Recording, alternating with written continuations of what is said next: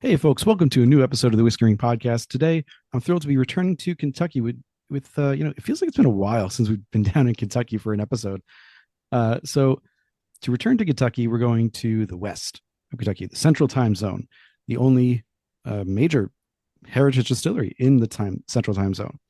Let's talk about Green River Distillery in Owensboro. And to talk about Green River, we've got on Caryn Wells. She is the national brand ambassador, one of the major faces, if not the face, of Green River to the larger community, and someone I had the pleasure of meeting at the Kentucky Bourbon Festival a couple years ago. So it's been a long time coming, but Caryn, welcome on. Well, thank you. Thanks for having me. It has been a minute. We need Absolutely. we need to do this in-person thing again here sometime soon. I'm hoping to be there next year for sure. I know it's a busy time, but hoping to get down to Owensboro just to focus on Green River. And I Yeah. know, as you've said in different interviews, it's a trek to get over there for some people, but you guys make it worth it. So, We try. We try, yeah. I mean, you've been voted I think it was the number four, like top four experiences on the Yeah. Kentucky Bourbon Trail. Yep. And considering you have to drive a bit to get there, that means you're getting ahead of some of the other, big names out there that people might think would be first and all of that. Uh, so fourth is pretty good. But having met you and heard about you and talked to you just a little bit, I get the feeling fourth isn't quite good enough. You aiming for third, second, first? Yeah.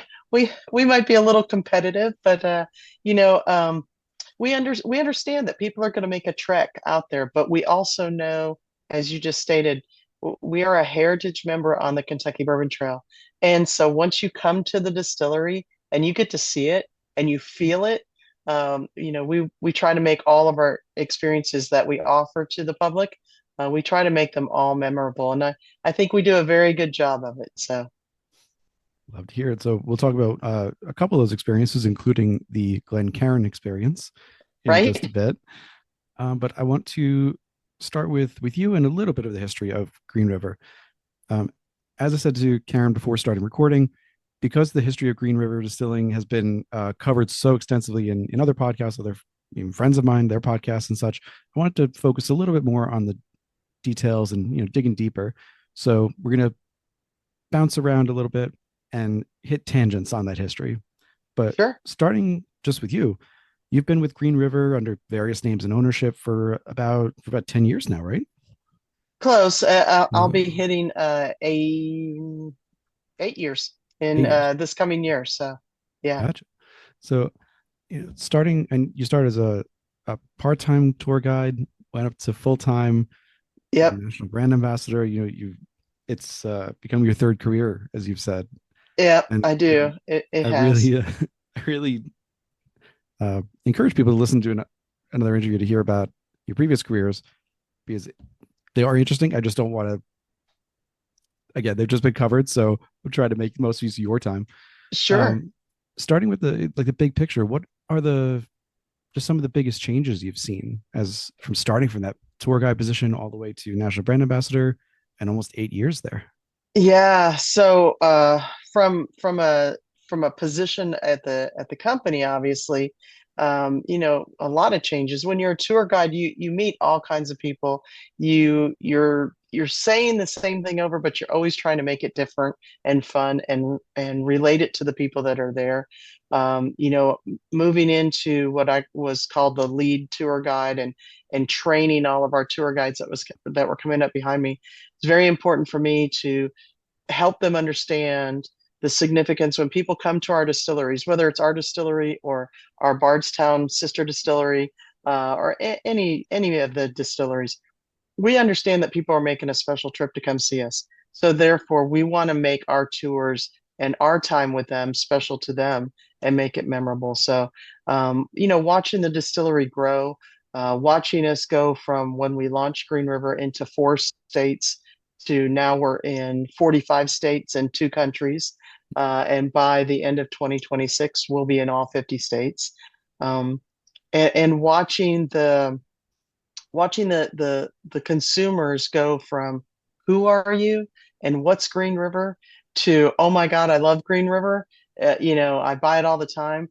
That has absolutely been probably one of the highlights of being with the company this long, to take a brand from scratch and see it get the notoriety, the well-deserved notoriety, I will add, and the love from the consumer. That's been absolutely magnificent. And as you mentioned, this is a brand that the Green River brand specifically was pre-existing. So originally from 1885, J.W. McCullough, and it, long story short, went away for quite a bit. You know, Yeah, and yeah, it left the general public in around the 1950s. It had tried to get revived a couple of times, but for the most part, it was gone. I mean, you had some strong names behind it trying to do it. I mean, the Medley family owned it all the way until, uh, well, until really 2014. I guess the Medley family owned the brand. No, no, No, the Medley family the didn't own the Green River brand. mm, They had distilling operations going on at the distillery from mid 30s to roughly 1989, late 80s. But when they had it, they didn't own the Green River brand. They that had that was brands still in the like McCullough family. I'm sorry, you're yeah, right. yeah, Yes. that's okay. The Medleys had they had the Ezra Brooks, and they Mm. had Mellow Corn, and they had a bunch of big names that they were producing there. But unfortunately, Green River wasn't one of them, and the brand itself was just it had just disappeared. And the among the major changes that have happened since the distillery was brought back online. So it was purchased by investors in 2014. And again, I'm doing a very cursory history here, just purchased Yeah, by investors in 2014. 2016 starts production again. 2020, you get the rights to the Green River name yep, back, from J.W. McCullough's grandson. 2022, Bardstown buys Green River, brings it on as a sister distillery. These are major changes all happening in the span of just over a decade. yeah, These are the kinds of stories that I feel like for other distilleries in history we see happen over 50 years, a right. century. And You're this has been absolutely right. so. One of the questions that kept coming to me through the research and also just trying the products over and over is, looking back at this long history. You mentioned on Bourbon Matters that there are no extant mash bills from pre-prohibition, Right. likely because in 1918 there was a fire that destroyed the distillery, and because of prohibition and other things, as you said, they tried to rebuild, tried to bring it back, never quite got there. You do have a few bottles though from We do, 1912, 1918. we do.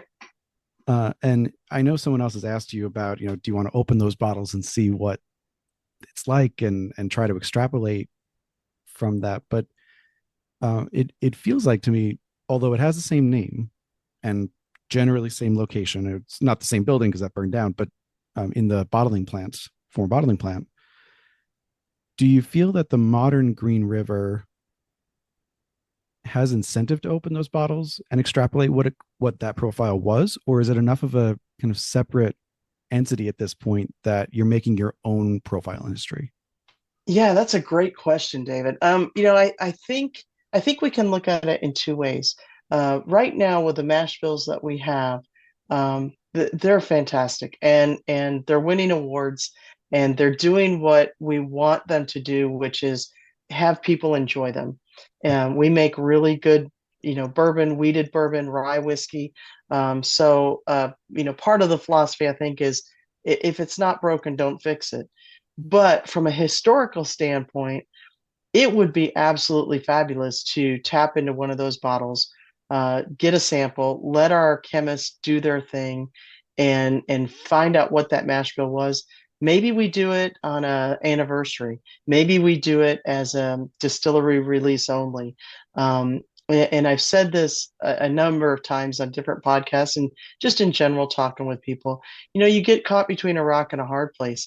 If you open that 1912 bottle and you get a sample of it, now you've taken the value of that 1912 bottle and it's opened. It is what it is. Mhm. Um, if you and people go, well, if it's a cork, just take a needle and stick it down in there and extrapolate what you need. Sure, we can do that, but then now we're introducing oxygen to it. So I think there'll be a time when that comes down to a serious discussion, amongst those that make all the major decisions. Would I like to see it? I think absolutely I would. But I do also have to keep in mind that back in that era, it was a lot of it was corn whiskey. They weren't adding a lot of other grains into it. There obviously weren't the rules to making bourbon such as we have since 1964, and and there was a lot of, well, I won't say filler in the Green River side, but there was a lot of grain alcohol involved in Sure. it, so it could be interesting. We'll have to see.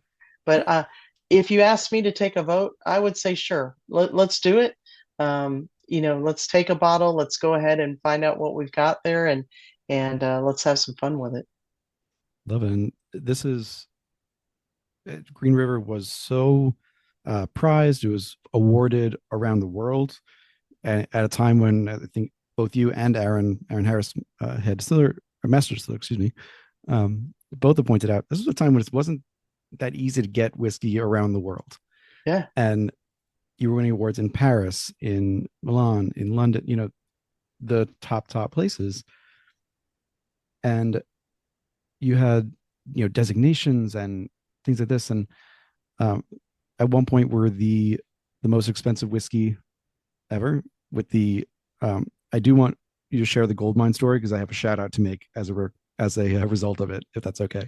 yeah, sure. So, uh, John McCulloch traded 20 barrels of Green River whiskey for shares of the Forest Queen gold mine in Colorado. And the Forest Queen had two locations. One was in Crested Butte and one was in Cripple Creek.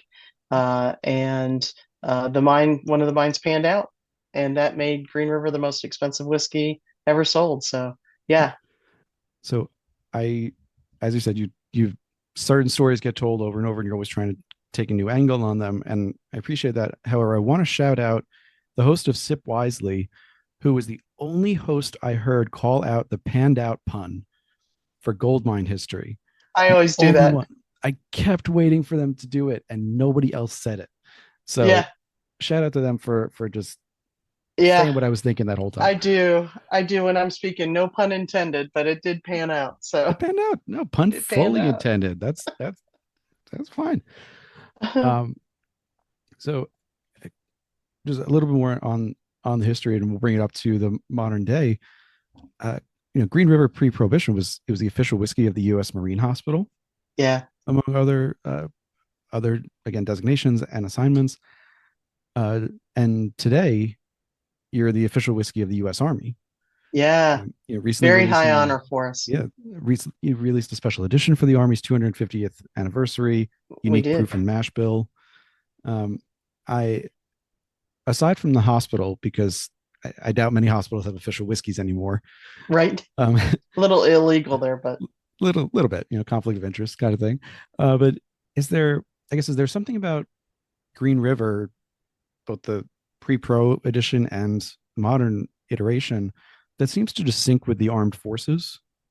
Is there something deeper than that, or is it coincidental?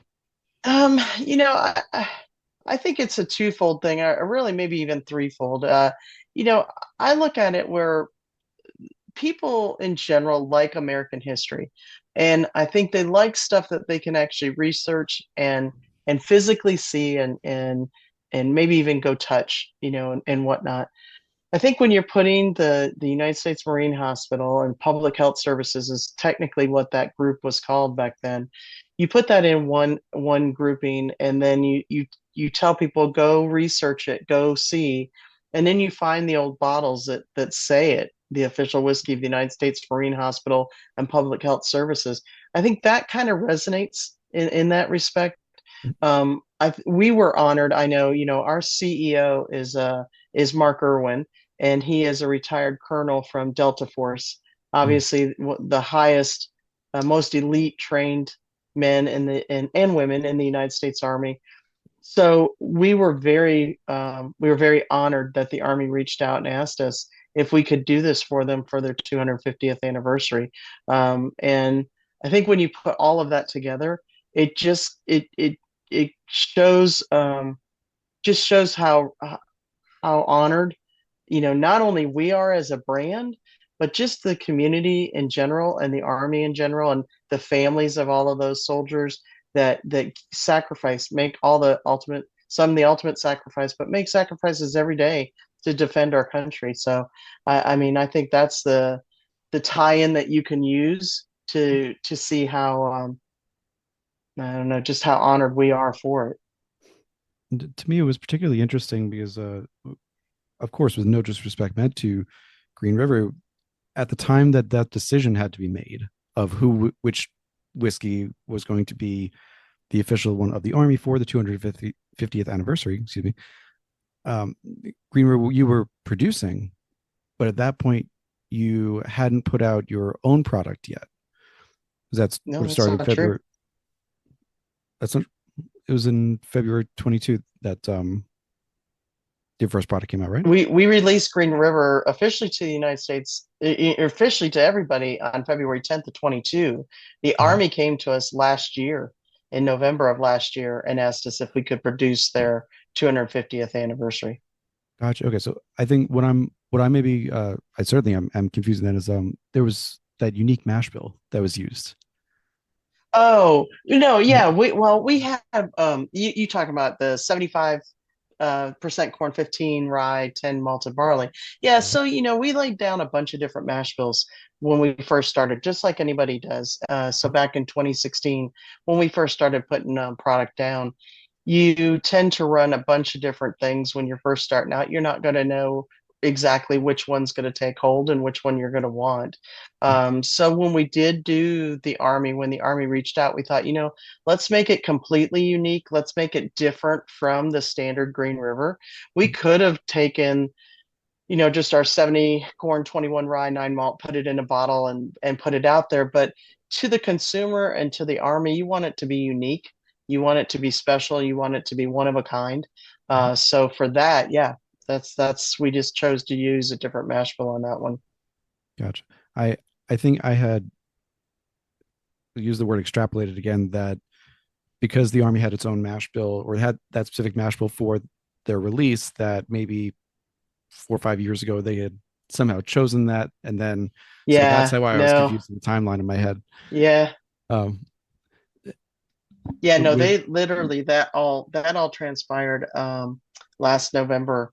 It started, I should say, last November when they asked, "Hey, can you guys do this?" So and to go back to that question about when to crack those old bottles, talking of anniversaries, 10 years until the 150th for Green River. yeah, So that's just enough time to do the research, test a few things out, and maybe eke out a second run of testing if you need to yeah, you know yeah. And who's to say we haven't? fair enough. Fair enough. I Who's won't to press you say on we that haven't put because something special down? Aaron Harris, our head distiller, he's super talented, and of course we have our whole team between our Bardstown campus and our Green River campus. When we're doing stuff like this, Dan Calloway leads our whole team as a whole, and then you got Nick Smith at Bardstown, you got Aaron Harris at Green River, and between everybody, I mean, I think we have a wide variety of palates and an immense amount of talent as far as creating unique and sturdy and well-developed mash bills.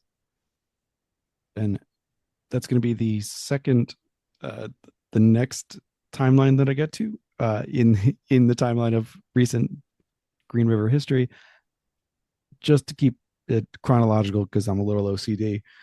Uh, I did want to ask. So we got the naming rights back. Brand relaunches in 2020. Yep. J.W. McCullough's grandson had held it. Now the original investor group had bought in 2014 and restarted, but it took a few years to finally get that back. I'm I would love to hear a little more about the story of kind of why, maybe either why not originally in 2014, why it had to wait until 2020, like what was the impetus for his grandson to finally say, you know what, this is the time I'm ready to sell this back? Yeah, that's a great question. So originally in 2014, the investors that started it, find the property. It's in shambles. It's going to take a couple of years to get it back up and running because it hadn't been used as a distillery in over 20 some years. So we had a lot of roofs to deal with. The still was a mess. Um, so once you get things going and up and running, then you start, really digging deep into the history. And what we did find was the original name being Green River. It was actually J.W. McCulloch's great grandson that had the rights to the name. And so, then you got to find him. Then you got to get in contact with him, find out, hey, are you even willing to, to turn over or sell, obviously, the naming rights? And that just takes time. And of course, a lot of it started, or I should say, it didn't start, but when we did get the naming rights back, we were actually ready to release Green River back to the public in 2020. But unfortunately, right in the middle of COVID, that was supply chain issues out the door on that one. So that caused us to hold off and not actually put the first Green River out until 2022. And it's, I know at the time that must have been extremely difficult for many reasons, to hold back the product, to not have the supplies you needed, the dry stock to make this happen. Um, and yet, as we'll come to in a little bit, it's hard to argue that the first releases fell short of expectations. I mean, they met and exceeded expectations, it seems. So Yeah, who knows, that extra little time, whether in a could have just barrel or done even it. an IBC, could have, turned the tide. Um, Yeah. and then there's also the period before you get Green River back, where the distillery is named OZ Tyler. Hmm. Now it's been a few years now since what I'm calling like the OZ Tyler period. Um, as the national brand ambassador, or even just as tour guides, do you still get many questions about that period, or is it more Green River now? It's really more Green River. I mean, people that have followed the history of the distillery will sometimes ask, or they'll wait. And if I'm speaking to a group or whatever, they might pull me aside and say, "Hey, didn't want to, wanted to ask, but whatever." So, and it's part of our history. I don't mind talking about it. It's just not who we are now. It was not, as I tell people, really wasn't meant to be a brand. It was kind of like a holding place, and we were able to get things going and start laying everything down. And we were very fortunate that typically when you start a distillery, as you know, most of the time you start making whiskey and then you start making vodka and gin just because it's a quick turnaround. And we were fortunate enough that we didn't have to do that. So yeah, it's part of our history, but it's not where we focus everything on now. And with the OZ Tyler whole mechanism, organization, I don't know what to call it, having really moved over to South Carolina a couple of years ago too, it's physically separate as well. That the TerraPure system, excuse me, specifically Yeah, we don't but have any of that. yeah, yeah, When we rebranded, all of that went away. yeah. So um so with the last main turning point, let's call it, for now in 2022 officially, Bardstown Bourbon Company buys Green River. You become a sister distillery, and it really does seem that it's a sister operation. It's It is. not, as you were talking about earlier, there's the integration of the teams, there's the, Dan Calloway, and then a subordinate, if that's even the right word, at each location. There's teams at each location, but they talk to each other. um, and in some places there's a parallel in both distilleries. Both started with contracts to get back up and running, or to get running in the first place, uh, in Bardstown's case. um, but and both took a good, 5-6 years to get their own brands really out the door. Um, but there's also the difference in that, Bardstown was really built to be a contract distiller. Yep. um, and they think their computer system handles like 51 different mash bills, something like that. Yeah, dude, Uh, 500 different points of distillation right, adjustments that we can make with the system there at Bardstown. right. So an insane number that's only exceeded now by Whiskey House of Kentucky, also under David Mandel. So they're built for that to begin with. They got two 36-inch column stills, and all of this purpose built for that. Green River is coming back online. I'm speaking Green River even before. At this point, I'll refer to Green River even 2014 and forward, um, just for ease of keeping track. But you were not necessarily built with that. You, as you said, there was a lot that had to be redone. I think Aaron said at one point it was $25 million of investment just to get the still up and running, get the fermenters, the condensers back up. The boiler had to be redone by Vendome. Is that all those roofs as well? Uh, and then comes the question of are you doing it for contract, but also distilling for yourselves? So when Bardstown and Green River merged as a company, um, what was that investment and transition like from the inside? Yeah, that's a great question. So, um, the thing for us is that while we were laying down Green River product, we too were doing contract distillation. And I go out and say this all the time. We were Bardstown's biggest competitor for contract distillation. And while we weren't made for it, we did some other mash bills. We could do some different things, but we really focused on about, five different mash bills, five or six different mash bills. Um, one still, that's all we have, but she's a beast. She's 54 inches in diameter and 4 stories tall. So our one still was producing 90,000 barrels a year at the time that Bardstown came over and said, "Hey, we need some more room. We need to be able to do more contract distillation." And I was there. I was there the day that they came and took a look at us and actually took them around and showed them, told them about our history and everything. And I think it was when they understood the historical value of what we had as a brand. I think that was the turning point for everything, because it's like, oh my gosh, not only can we get all of this extra distillation room, we have a historic brand.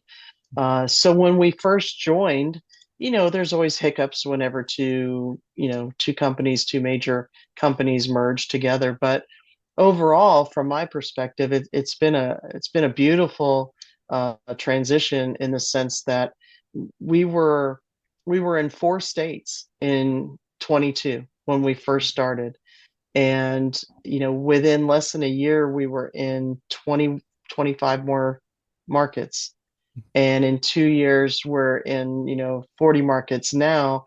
We just finished our third year, right? Mhm. Getting ready to finish our third full year, and we're in 45 states and 2 countries. That in itself to me says that, that's why I said earlier, it's mind-boggling to me to see in 3 years time where we've taken our brand. And so yeah, I think it's been a great transition. I mean, there's always some ups and downs. There's always some hiccups along the way. I mean, that's just to be expected when you're in any industry and any time a merger happens. Mhm. But uh, as being respected and loved and well taken care of, yeah, I couldn't ask for anything more.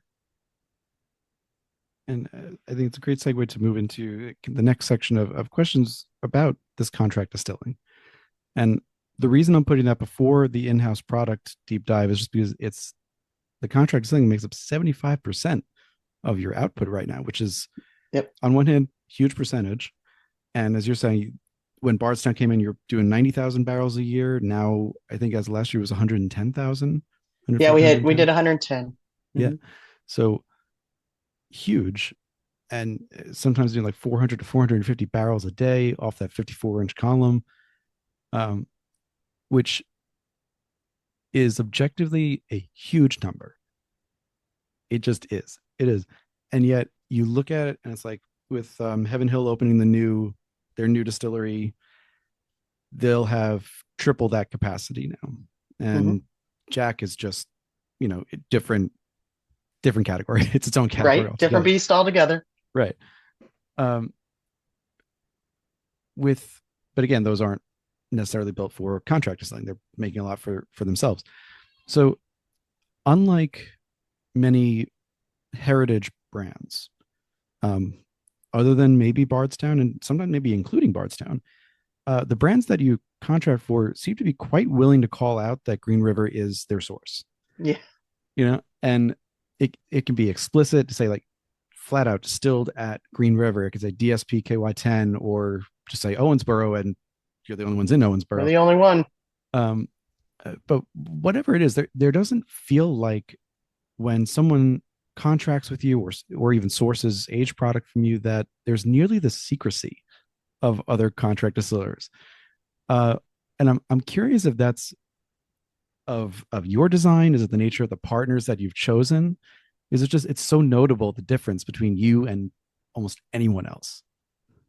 Well, I think part of it has to do with, you know, the quality of what we're putting out, and the willingness to work with our contract partners. We have a great contract team that goes out and works with these individuals or companies that need a place to distill. Some of them want to be very specific on their mash bills and they want to do more, they want to have more involvement in it, which is why they're great. You can do it at our BBC campus. From the Green River side of things, we're going to stay pretty old school in that respect. And what you see is what you get. And I think, personally, our products are winning awards. I'm sure you are aware that our weeded bourbon was just named Bourbon of the Year at the New York Spirits competition. So Absolutely. huge honor right there. Mhm. Our Full Proof got Bourbon of the Year this past year at the Los Angeles Spirits competition. So again, when you're consistently putting out a high quality product, to me, it's only natural that if you've got a brand, they know you don't have a distillery, they want to know where are you getting your stuff from. It's only natural to say, well, heck, we get it at Green River. I mean, it doesn't mean it's the same mash bill. It doesn't mean it's the same proof, the same age statement.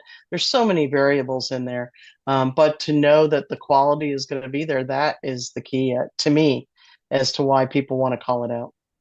And it helps as well, in addition to, as you were noting, your own awards under the Green River label, some of the brands that you're producing for are winning the top awards. Recently, we had Blue Note on as a Yep. guest, and they're getting double platinum, two of the six double platinums at San Francisco, Yep. which is probably the only show that outranks New York and in the U.S. at least. Like these are major awards, and it all comes back to they're like, yes, we won this award. We're aging it in Memphis, but we distilled this with the team at Green River, Yeah.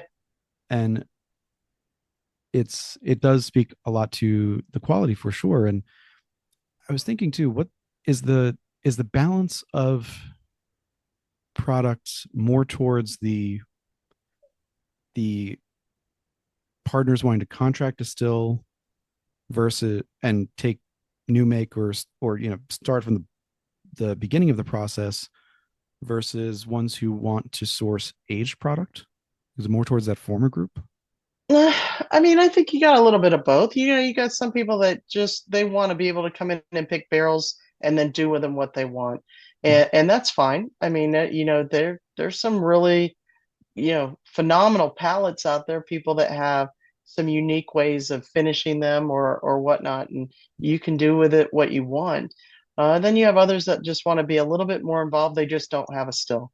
They don't have the capabilities of doing everything. So I think that aspect of it too is it's a twofold thing, just depending on whatever anybody wants.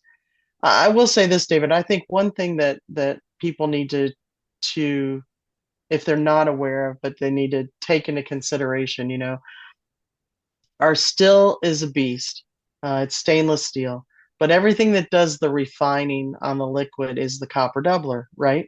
Between And our copper doubler is from 1984. It was the last major purchase that Charles Medley did before the distillery shut down later in the 80s. That copper doubler was made to last. And, to me, I think that speaks volumes as to why the quality of what we're doing. People often forget too. They think that, well, the eastern side and the central side of Kentucky, they all sit on limestone water. So do we. We have four wells that we use. So there's a big difference there on a lot of stuff. And it's like some of these nuances, people forget that back in the late 1800s, Owensboro, Kentucky was the mecca for distilleries. We were bigger than Frankfurt and Bardstown. So that has to tell you something that, just a little nuance there that it's like maybe we are sitting on a gold mine. For sure. And I mean, preaching to the choir in saying this, the whole limestone aquifer, limestone filtered water, I'm not, I don't question the veracity of it. But to your point, the guys in Frankfurt, Lawrenceburg, central and eastern Kentucky are not the only ones on limestone. Limestone is like 80% of the continental US is on limestone, you know? Um, and we can nitpick the types and all that, but ultimately that's what we're dealing with. Like it's not as um singular as it was made to be even 5-10 years ago, when that was the whole thing. It was Kentucky had the best Yeah. water, and maybe you do, but Well, it's and not the only thing before. some people still have the understanding that it has to be made in Kentucky because it has to be made with limestone water, and it's like, no, those are, it Right. is it is what it is, but we try to fix those fallacies when we're out there speaking to people. And I know that's you've said that's one of the places where your teacher side comes out Yeah, in correcting the misunderstandings, the fallacies. But on the positive side, also seeing the light bulb moments for people when they make a connection. it is. Yeah. I think that to me that's the most fun part when I'm going out and you actually see them go, oh, that makes sense now. I get it. Those are the highlights for me, and having people willing to try. As I always tell people, bourbon's an acquired taste. You know that. And it's but if you just give it a chance and you start to understand its nuances, then it may not become your everyday go-to, but you can appreciate where it's come from and the work that goes into it. And I think that is a huge thing. Absolutely. And with what you're putting out now, and this is kind of a transition between the contract selling and in-house products, at 75% being contracts, 440 50 barrels a day, 110,000 barrels going out, and that 54-inch beast column still. Um, if I'm doing the math right, and I may very well not be, but if I'm doing the math right, that's still not 100% capacity for you guys. So, um, is there interest in getting closer to 100% capacity? Is there demand given the state of the industry right now? Yeah, that's a great question. So yeah, I think you're right. If you do the math, we're doing about 75% capacity on the still. So if we were to open her wide up and run it, we could. I know one day we did 800 barrels on the still. Good Lord. And right, exactly. So if we opened her wide up, we'd probably be closer to 150,000 barrels. But I think you have to be logical right now. Currently, we have about 600,000 barrels aging in 27 rickhouses. So we want to watch the supply and demand, and we could. I don't know that we will right now, but as as the climate goes and as the demand requires, sure, yeah, we could theoretically do that. But right now we're happy where we're at, and just working hard to maintain the quality and the high standards that we've already set for ourselves, and the high standards that the consumer has come to expect. that is our goal right now. So I know the answer to this question, but I'm curious how much you get asked it. When you say that the still is, except for the at the very top where you've got the six bubble plates that are copper, the rest is all stainless steel. Do you get people saying, "Well, it's all not copper"? How is that working out? Yeah, so it's rare to find a completely copper still. It's usually a combination, and obviously stainless is the other way to go. When people walk in, they say, "Oh, but it's copper right there where you can see it." Yeah, that's just a copper shield.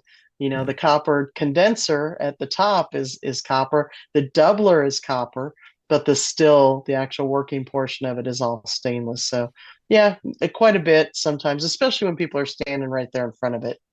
sure. And it's another one of those. It's a great story. It looks great in pictures to be in front of this beautiful copper shield. Yeah, Um, but when you think about it, just chemically, you don't need copper until you get to the vapor point. You don't need yeah, copper, and stainless is so much cheaper, so yeah. much more Cheaper. durable. Yep, So, yep. um, and I know that's also when you're starting to get into like the nerdy the groups that would have me in them. Um, so with you got 27 rick houses, also coincidentally 27 fermenters. Mhm. Um, at one point when you were really building up capacity, I think Aaron said you were building a new warehouse every 90 days or so. We were, oh, yeah, we were at one point. The last two that we built them last year, and they were 90 days apart. 26 and 27 they each hold they're 7 stories tall. They're traditional rick houses built by Busick, and they each hold 58,800 barrels.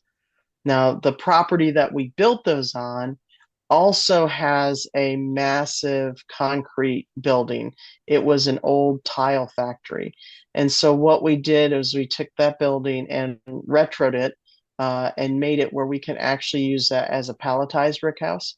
And we can, use that where that should be able to store, depending on how we do it, but theoretically it should be able to store about 100,000 barrels.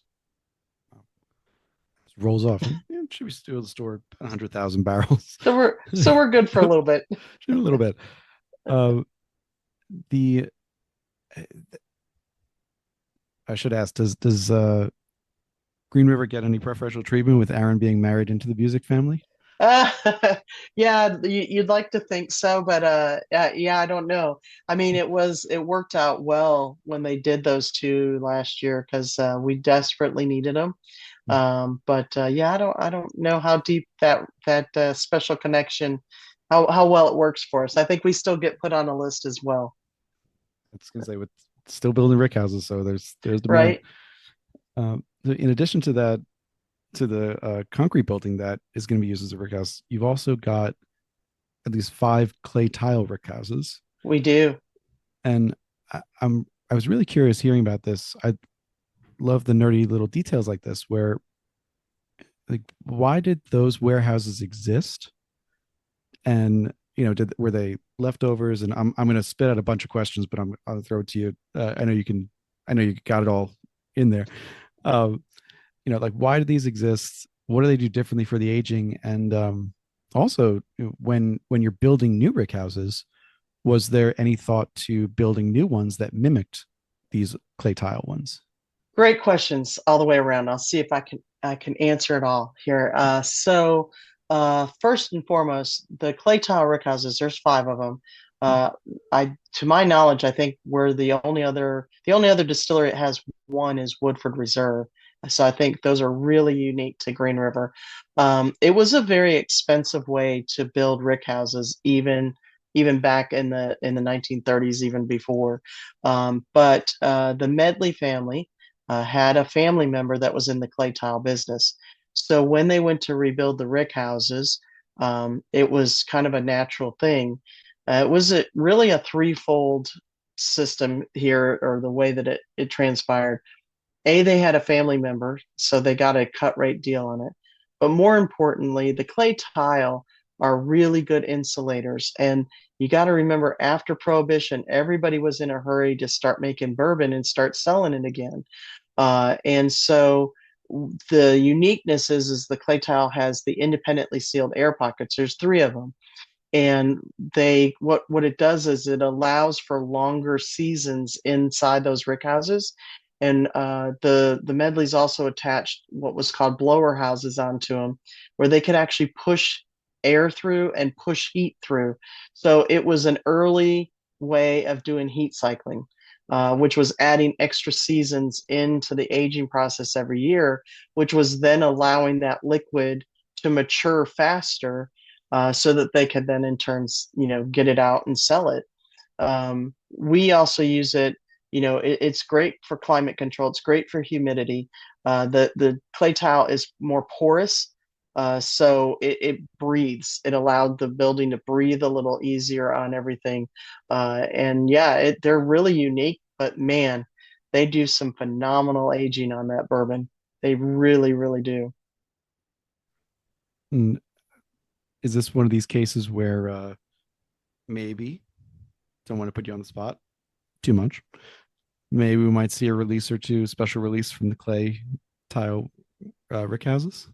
Well, I'll be honest with you right now. Anything with the Green River name on it is coming out of the clay tile rick houses. I mean,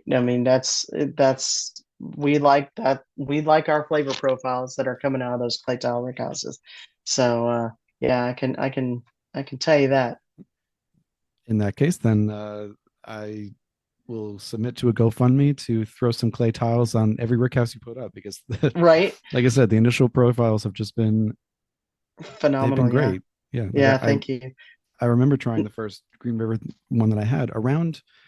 It must have been around the time I was at the KBF because that was the year that you had done the first release in 22, and yeah, that must have been when I tried it, and immediately I was like, this is you don't often have a distillery when their first product is that good, mature, ready, not really needing more, you Yeah. know? And at 35 bucks. Yeah. Line price $35. Yeah. You did ask, Um, I think I didn't answer. Had we thought about building more of those? Actually, our Rickhouse B, that we actually do all of our single barrel picks in, that Rickhouse is a hybrid. When it had a partial collapse, and when we tried to rebuild it, there were no clay tile businesses around. So it is half concrete block and with a brick overlay, and the other half is clay tile. So today, to be able to do that, no, we can't. We can't do it. So we're going traditional with just your wooden ricks and the metal siding. I think it would be challenging to say the least to keep a $35 price point when having to invest in if you could find a business that could make that many clay tiles Right. to make that investment. So Yeah. And I'll an take the price point. industrial clay tile is I wouldn't think would be very cheap right now. No. So that brings us into our the next segment about the in-house products. Uh, so so the in-house product, the Black Label Rye Bourbon 70-21-9 recipe. That was the first one that came out. It's about 60% of your output, from what I've Yeah. heard. Um, with the wheated bourbon and the rye now catching up stock wise because those weren't started till like 17 or 18. So the the rye bourbon had a couple of years head start. Do you foresee that kind of 60% being the go-to ratio kind of going forward based on that could be based on demand, but what you're seeing? Oh yeah, that's a great question. Well, so the black label, the high rye bourbon, and then our full proof, which is still the high rye bourbon just at full proof. Um, they probably hold the bigger share right now, and uh, but with wheated having just one, and people now realizing, hey, this is an everyday shelf item for 35 bucks. You don't have to stand in line for it. You don't have to, put your name on a list or whatever. I think we're going to see a higher demand on that.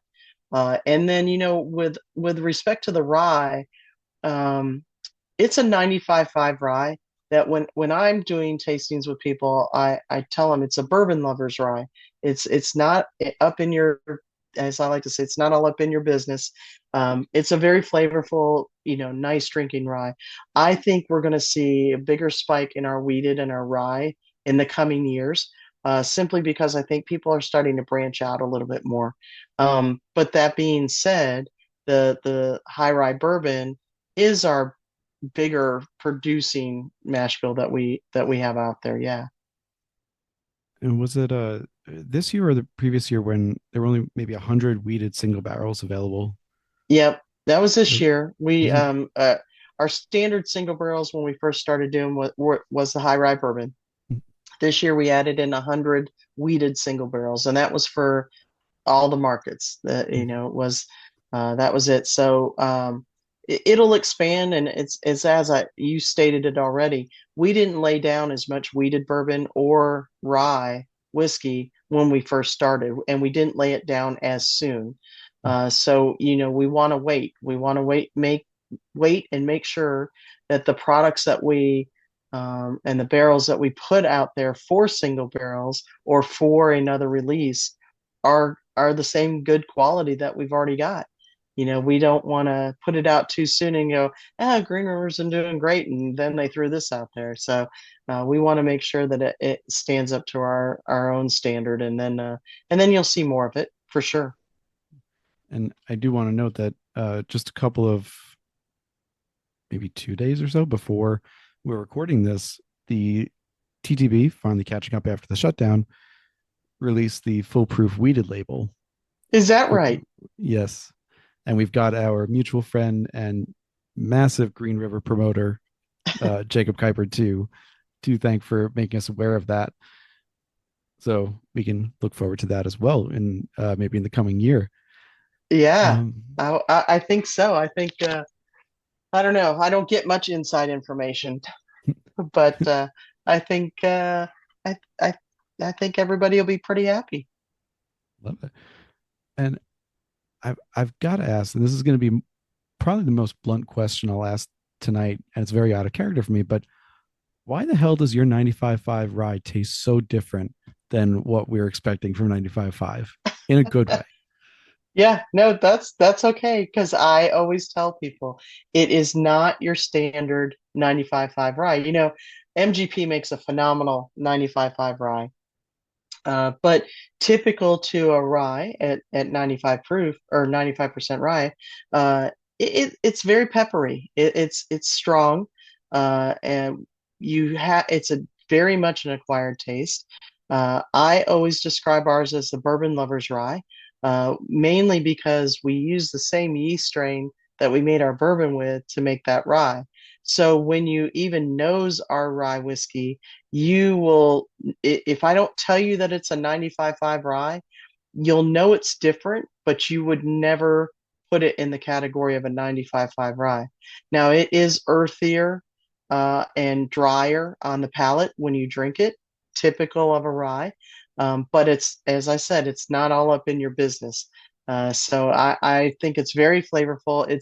To me, I always say it's the rye that's going to get people to start trying more of them, because it'll help you understand them sooner. But it holds up great in a cocktail. It makes a fine Manhattan. So there's nothing wrong with it. Either way, however you'd like to drink it. I absolutely loved it, and I had a kind of a version of it, if you will, in one of the earliest interviews I did was with Wheelhorse Yeah, when they released their rye, which another yeah. partner of yours. Latitude beverages. Yeah. Exactly. And uh, even then, I remember thinking, wow, this rye is really, really good rye. And then I got the press sample for when you released, and it's just so damn good. But again, it is so different. It's this fruitier, Mhm. much more. I don't want to use mellow. That's not quite the word because it's full of flavor. It just doesn't have that spice, the dill herbaceous notes.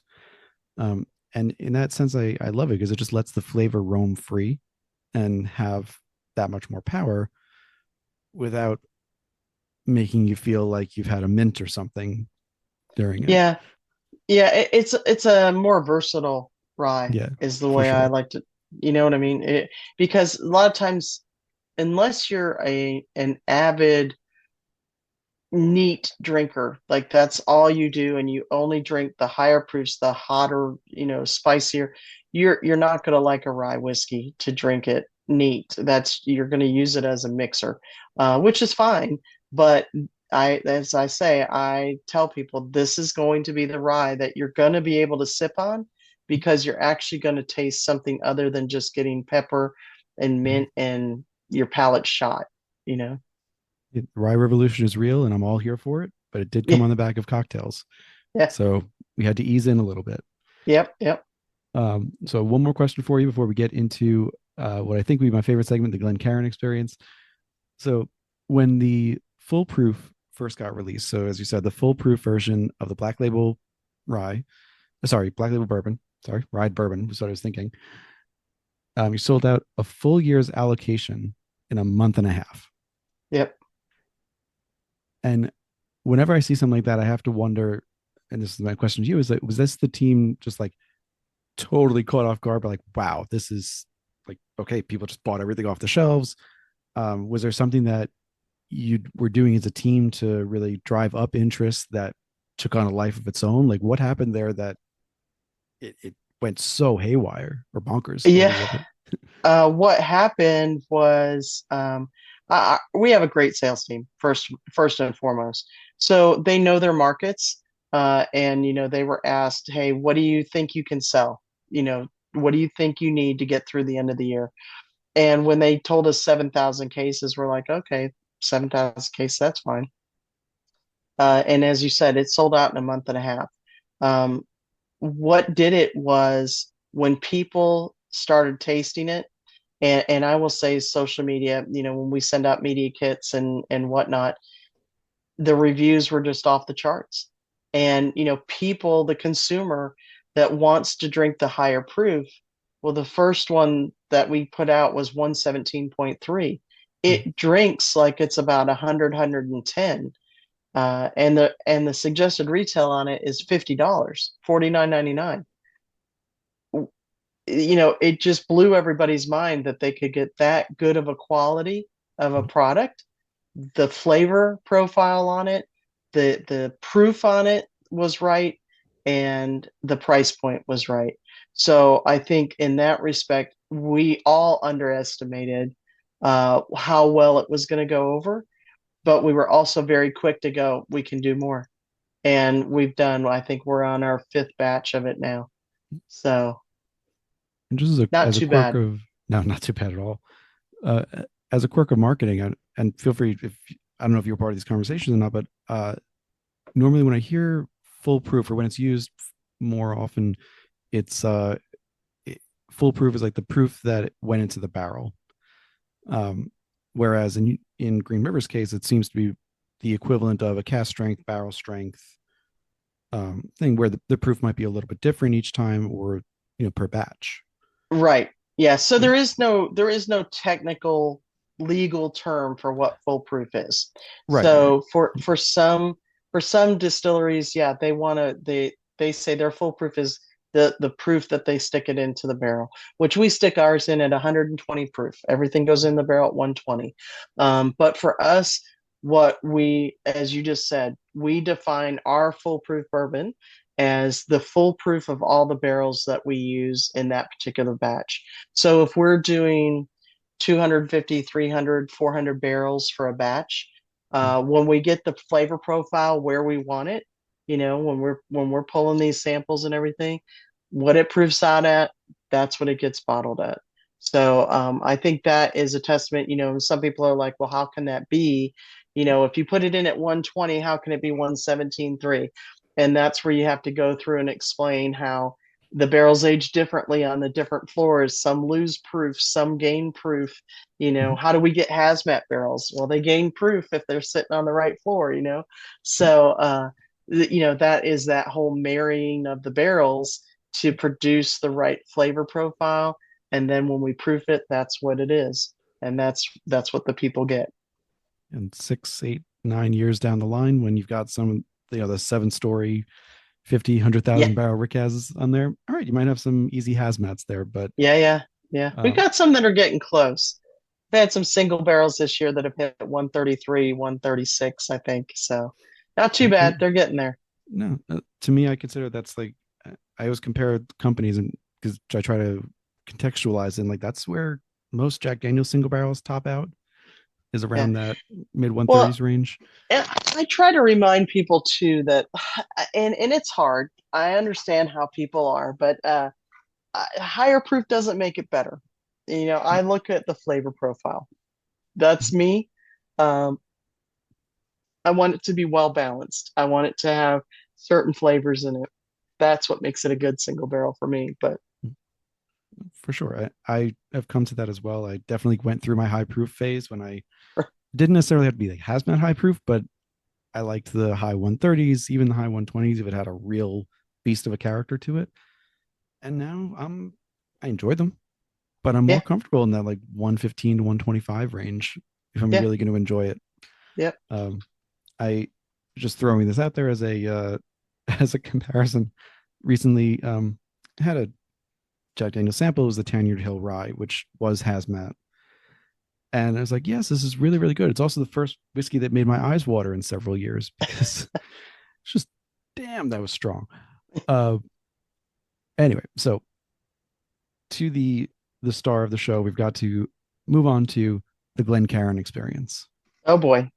All right, so in case people are just listening to this and won't read the title, first name is spelled Caryn, which now that I say that out loud is actually not that relevant for what I'm about to say, but that's okay. Still good to know you need that it's Karen with a C and a Y.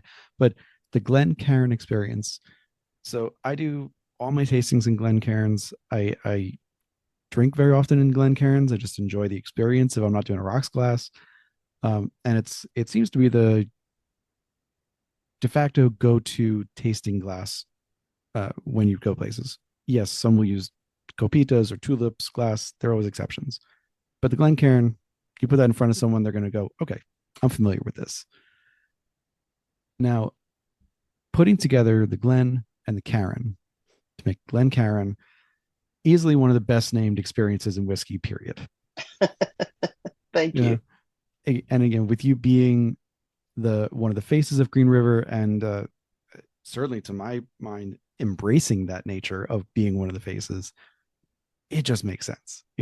It's like it's like Freddie Johnson doing the hand clap to get the flavors out. It's something that is signature to a face of a brand. And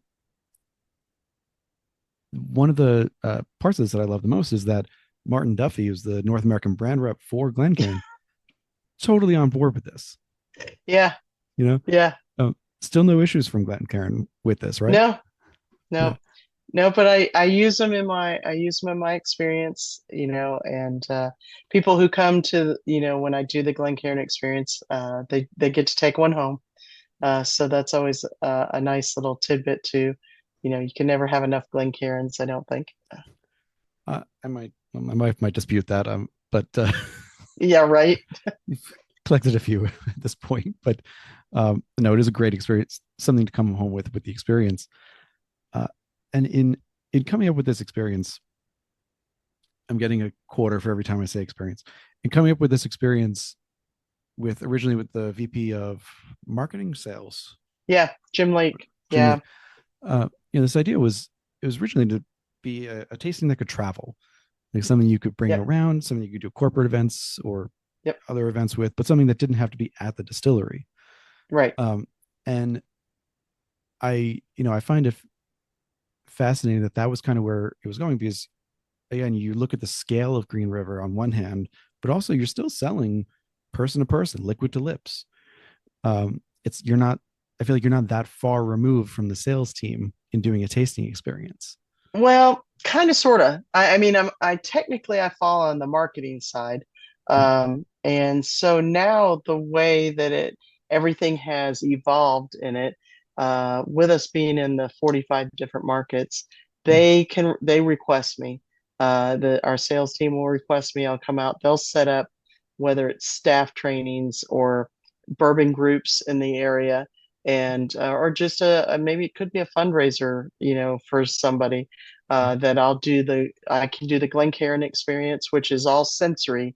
I have different food items, spices that I pair with each of our pours and talk about our history and go through everything. So that's one of the things that they can do. This year, we also added what's called the candy bar experience. And that's where we take old school candies and pair them with our pours. Just, showing the consumer that bourbon doesn't have to be always about food items, a heavy meal or anything. It can be with some fun, just relaxing old school candies, Mhm. and that has been pretty popular this year too. And I would love to take credit for that one, but actually Dan Calloway came up with it. So I put a few twists on it here and there, but it's kind of neat because I think it draws in a different range of consumers, ones that may be a little bit more intimidated by, oh, I'm going to go to a bourbon tasting and I have to sit there and be proper and listen to this stuff. And it's like, no, let's have some fun and just play around a little bit and show you some unique things that you can do with bourbon. And I wanted to ask you about your own experience building up to this because your history, you drank bourbon before getting into the industry, and clearly have had enough experience now that you've tasted a number of different things both in-house and around the country, if not around the world. But before joining the industry or even before this experience came about, did you consider yourself to have a good palate for whiskey? Ooh, that's a great question. No, no, I didn't. And I'm pretty honest in telling everybody that, I mean, I had to learn a lot of different things because I was very naive. I mean, I think I'm like most people when we get out of college. I mean, we have all had our college takes on drinking whiskey, bourbon, whatever we could get our hands on. If it, my favorite line back then was, "If it's free, it's for me." But you go with it. So no, I didn't. But I have learned, and I think that's and trained myself. But I think that makes it the easiest for me to be able to talk to people because I can actually relate to what I see their facial expressions. I'm like, I know what that facial expression is, because I've been there. And I think that makes a big difference for the consumer when they come do a tasting. But at the same time, I've done this for enough years now that even to the connoisseur, there might be something that I can, you know, share insight to that you didn't think about before that will help you understand that's why they do it that way, or that's why they say it this way. And I think that's what makes it fun for me is being able to bridge the gap, you know, between the two groups. And you said this on Only Bourbon Fans, again, one of my favorite names for a podcast. But Only Bourbon, that the first thing you taste is usually a memory, It is a memory. and that's really stuck with me. And when did that kind of revelation come to you? Yeah, it's kind of funny. When I first started going to Bourbon Society meetings with my aunt, and I'm listening to people all around me talk about, oh, I smell tobacco, and oh, I smell mint, and I smell this, and I'm like, why? Why would you say you smell tobacco? Why would you, and in my mind, it was like. All I could think of was like cigar tobacco or cigarette tobacco. And then one day it hit me. My extended family here in Kentucky has grown tobacco for years. They don't anymore, but they did. One of the sweetest smells that you will ever experience is walking into a tobacco barn where tobacco leaves are actually drying, and it is an absolutely phenomenal smell. It is so sweet and just so robust. And all of a sudden, one day, I picked up a glass. I don't even remember what bourbon it was, and I nosed it, and I'm like, "That's it. That is it. That is the tobacco barn." And I think so. I think for a lot of it is like if you experience something consistently when you were younger that was a really happy memory, whether it was your grandmother making apple pies and it was cinnamon, then cinnamon's going to come forward for you. You know what I mean? You're going to always pull that out. I had somebody else that said they can always pull out like a uh, really strong caramel. But and while caramel is really popular for a lot of people, they were saying that their aunt was a candy maker and always made caramels, Mhm. and that was the thing. It's like that's it. That's that caramel right there. So I think that's kind of cool when you realize that. Love it. I usually note the whiskeys that I love the most are the ones that have that bring up that memory, a really Yeah, clear one. yeah. And the I'm also thinking about some of the pairings that you've noted in the past, such as you've said you get apricot, dried Hmm. apricot off of the wheated bourbon. Yep. But when you were designing the taste and like having a dried apricot next to it, it didn't quite match up. So the 1-to-1 wasn't quite right. But dried cherries Yeah. instead did. So you've got an alternative stone fruit that matched instead. So when and then for the rye, you've got orange marmalade and Teddy Grahams, not a Yeah. common mix. Don't And judge it until you try it, David. It's really good, no, honestly, that sounds delicious to me. I just dipped the Teddy Graham right in the marmalade. right? Um, that sounds great to me. And having had the rye, that makes a lot of sense. It matches. Um, so when you were building these tastings, and be it the original version, or even the candy bar version you've got now, um, did you start with, okay, I'm smelling this apricots, let's say, so let's start with the apricot and see if that matches, and then build out from there, or did you have a different approach? No, that's exactly what I do. And it's exactly what I did. And I still do it to this day. I think it's important that a lot of times the aroma that we do pick up on it works, and you can taste it. It works fabulously. Um, that was one that really kind of shocked me because I was so excited. I thought for sure that the apricot would work really well with it with the wheated bourbon as an actual sip and eat and drink at the same time. Um, I think it just goes to show that, the yeast strains that we use when we're making bourbon, we can tend to get fruitier yeast strains, right? Mhm. That's one thing that we look in yeast strains when we're trying to decide what we're going to go with. I think that helps with the aroma a lot.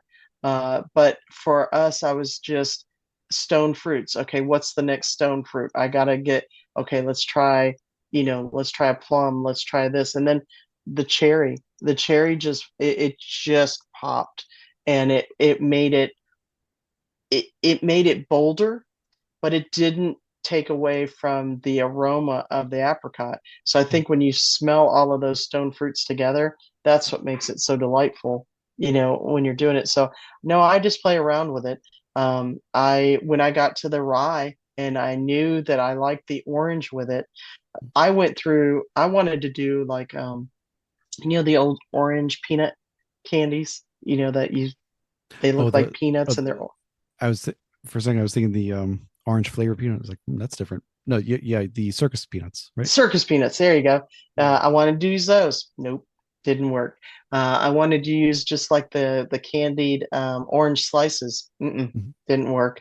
I'm thinking what I went to Tic Tacs. Didn't work. So and it wasn't until and I was like marmalade.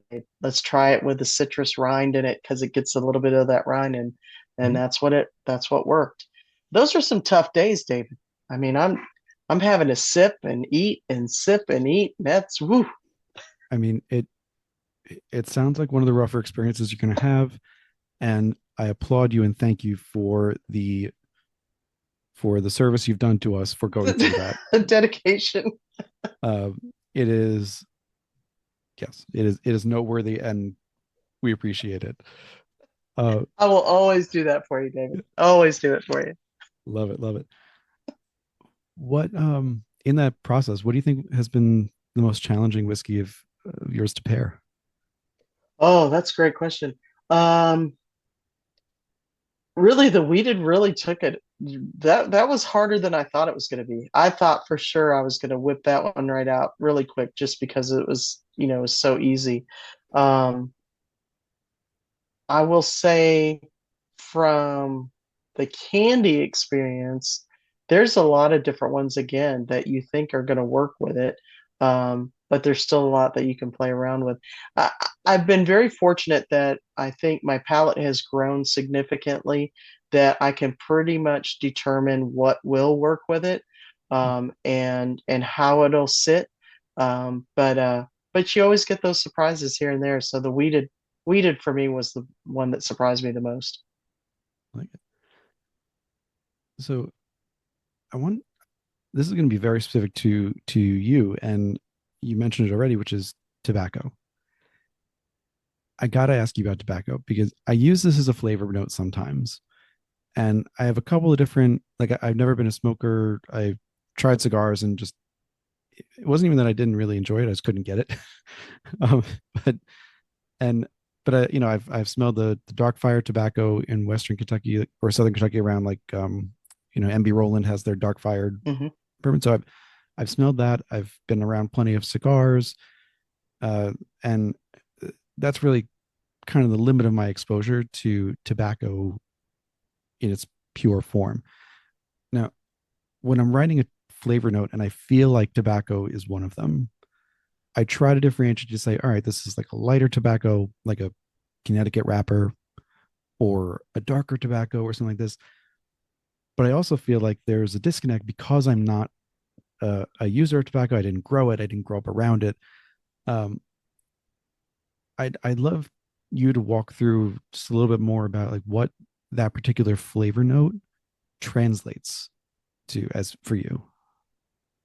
Well, I think, I don't never really smoked. I can't say that I haven't, but I don't as a rule. Um, I've had brothers that have smoked pipes. I've friends that smoke cigars. I mean, I'm around that too. When the tobacco note came out to me in a bourbon, it's curing tobacco. And that is a whole different beast than just the aroma that you get from a cigar, or the aroma, from smelling a cigarette, or any of dried tobacco. Curing tobacco is very sweet. It is very almost molassesy. It's got those dark, rich aromas to them, and that's really the best way that I can describe it to you. But if you haven't experienced walking into or being around curing tobacco, um, we'll have to try and get you out here when it's hanging and it's still dry, out in this part, or any part of Kentucky where they're growing it. It is an aroma that you'll never forget, because it's like breathing in really, I don't know how to describe it, really fresh, sweet, yummy, molassesy aromas is the best way that I can describe it. Sorghum, you know, sorghum, that deep rooted aroma, and it's great. I mean, I could stand in a tobacco barn and smell it all day long, when it's curing. Once it dries, it's different, and once it's processed, it's different. But that's how I describe it. I as I heard that story of you growing up around or having family that grew up growing it, I was like, I got to ask her about this. I have plenty of friends who are really into cigars, and they've helped me tremendously to get as far as I've gotten with the tobacco sense. Yeah. But it's just a different perspective. Well, I hope So that thank you for that. helps. Yes, thank you. And I will we will definitely. I want to get down there. I really do. Just Yeah. spend the time there. Um, but we'll figure out those details after. Uh, I want to make sure we get through just a couple, like 3 or 4 more questions at maximum. Make sure we're not keeping you too long.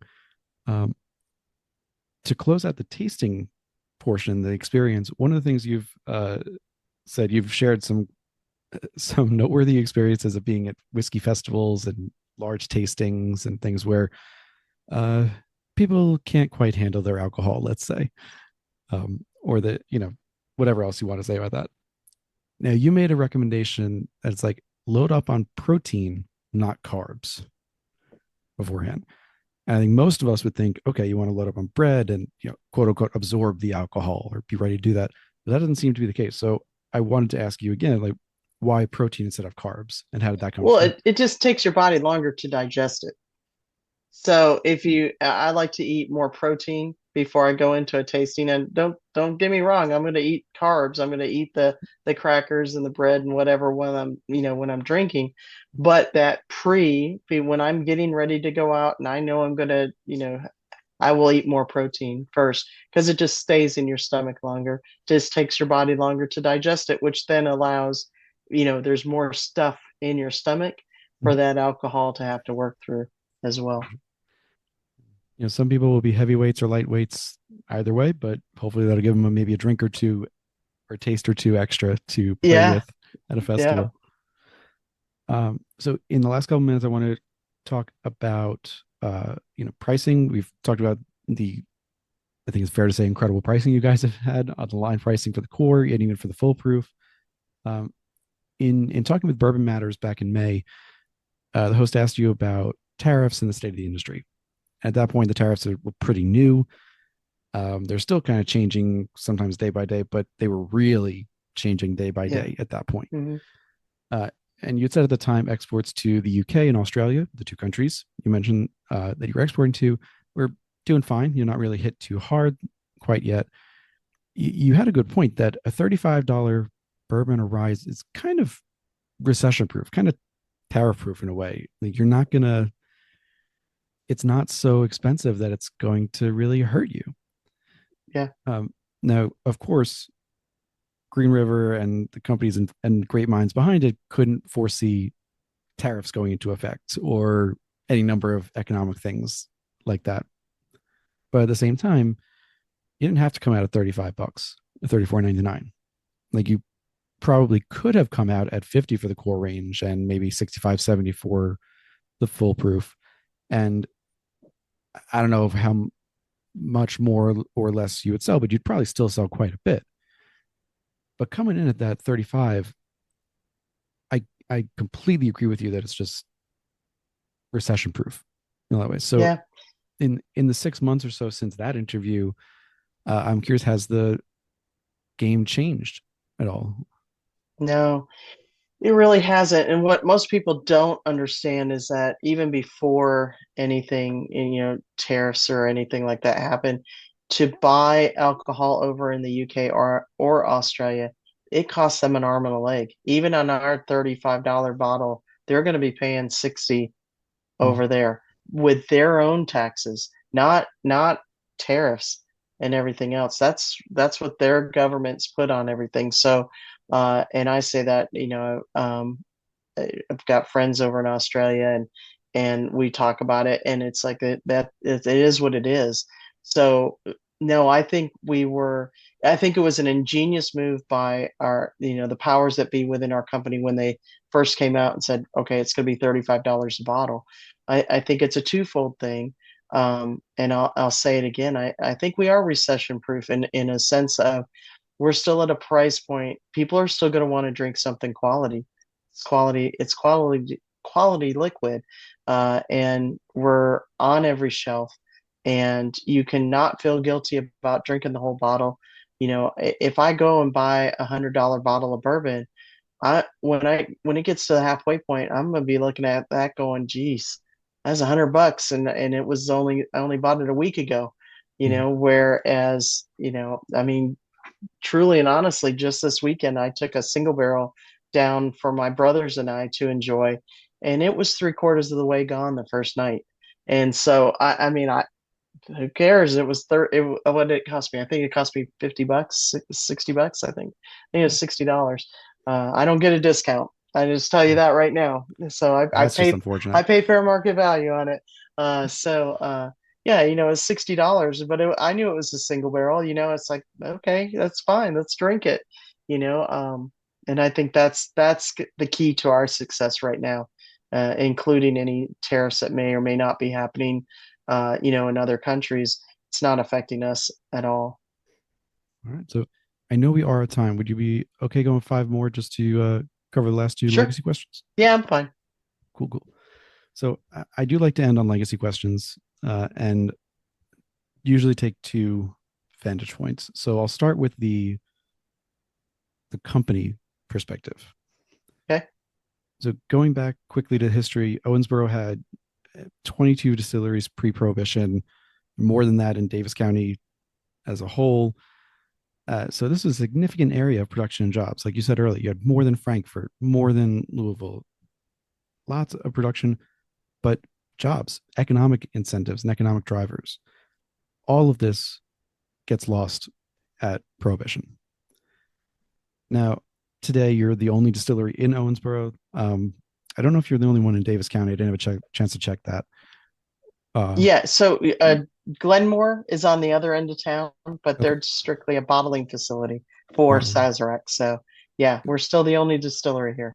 okay. So being the only distillery obviously has its advantages, certainly in competition and being able to claim the only one and so forth. But it also does put pressure on you in many ways. And with that history in mind, I know 100 years, century is a long time. There's a lot of differentiation now. There's different economic conditions. But I did want to ask, have you seen this new iteration of Green River, 2014 and forward, been able to have an economic impact locally that echoes the distillery presence that used to be in Owensboro? Yeah, that's a great question. I think, yeah, I think we have had an impact, being on the Bourbon Trail, especially when, there was the passport system and everybody had to get their stamps and whatnot. I think that drew a lot of people because in order to complete it, you had to come to the distillery, and get that stamp. I think that's the first thing. I think the second thing is that now that the brand is becoming nationally recognized, um, people are wanting to come see where it's at. And so for that, yeah, we're still having an economic impact in that, bringing people to the distillery. Um, and then just tourism itself, people that are on, maybe they're coming to the town to go see the Bluegrass Museum and Hall of Fame, and they're like, oh, and you've got a distillery here, even better yet, let's go. So there's a lot of festivals and different things that happen in and around the area, that is, we're just one more draw for people to come and spend more time in Owensboro. So yeah, I think we're doing okay in that respect. Yeah. Love it. And then the last question, which is more about you, which is you've named many female influences that you've had in your career in the bourbon industry, in the whiskey industry. Just a couple of them: Andrea Wilson, Lisa Wicker, Jane Bowie, and Alex Castle. I've been fortunate to have three of those four on the podcast. So Jane Bowie, watch out. Um, going for it. So and all of them have been tremendous resources, brilliant minds, and real advocates for themselves, for women in the industry, and just great people. And for someone who didn't originally envision themselves being in the industry, let alone to the extent that you are now in the industry, do you find yourself thinking, I aspire to be a model for the next generation like these women have been for me? Oh yeah, absolutely. I mean, I think, if there's something that I can impart in the industry that would be my legacy moving forward, I'm not a chemist. I'm not a distiller like those women are. Uh, I don't have the knowledge that they have, but I have the passion. I have the love of the history, and I have the ability to be able to communicate. And if I can pass that along to the next generation, so that we don't lose, the history that we've already created and that we've yet to create. I think that is what I would like to pass on, you know, to um, to educate people, to help them learn. You don't have to drink the spirit that I talk about, but I want you to understand the time, the effort, the love, and just truly how many people it does affect. If we weren't still making bourbon here in Western Kentucky, we wouldn't be able to buy 1 million bushels of corn from all the farmers that are in this area. And that's just our distillery here. That's not to say about the other hundreds of distilleries that are throughout Kentucky. So we still do have a major impact in the industry, and I think that's the legacy that I want to leave, is to impart that passion and help people understand why it's so important. Fantastic note to leave on. So with that, Caryn, thank you so much for coming on. I love that we finally made this happen. Let's talk about Green River Distillery. Hang on with me for just a sec after recording to close out. In the show notes, of course, there will be links to the reviews that I've already posted on these, and as new reviews come out, they'll be linked there as well. I don't think I put out a negative one yet because, well, haven't put out a bad product. So what's there to be negative about? Thank you Well, everyone for thank you. listening. Absolutely. Thank you everyone for listening. Check out the show notes for more information. I'll see y'all next week.